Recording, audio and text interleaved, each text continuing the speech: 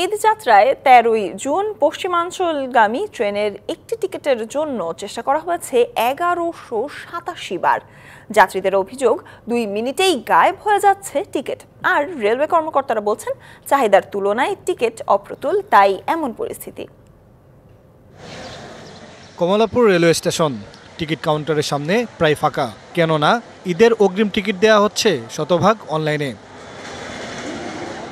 সোমবার দেওয়া হয়েছে ১৩ জনের টিকিট। সকাল ৮টা থেকে দেওয়া হয় পশ্চিমাঞ্চলের, আর দুপুর ২টার পর পূর্বাঞ্চলের। তবে অনলাইনে টিকিট না পাওয়া সহ অন্যান্য জটিলতায় স্টেশনে হাজির হচ্ছেন অনেকে। কেউ কেউ অভিযোগ করছেন শত চেষ্টাতেও মিলছে না টিকিট। কালকে তো ১ মিনিটের মধ্যে শেষ। আজকে ট্রাই করলাম ১৩ তারিখে। ১৩ তারিখের প্রথমে দেখলাম যে টিকিটগুলো আছে, কিন্তু যখনই ওই পেমেন্টের কাছে যাই আর পেমেন্ট হয় না। পরে ব্যাগ আসে দেখি যাই শূন্য। তারপর পীরগঞ্জ, ঠাকুরগাঁ, পঞ্চগড় কোনো টিকিটে পাচ্ছি না। অনলাইনে ৮টা দেখে ট্রাই করছে, পাচ্ছে না। আমি 5 মিনিট অপেক্ষা করছি, 5 মিনিটের ভিতরে টাইম 2 মিনিটও লাগে না, টিকিট শেষ হয়ে গেছে। যদিও রেলওয়ে কর্মকর্তারা বলছেন টিকিট প্রাপ্তদের তালিকা প্রকাশ করা হচ্ছে।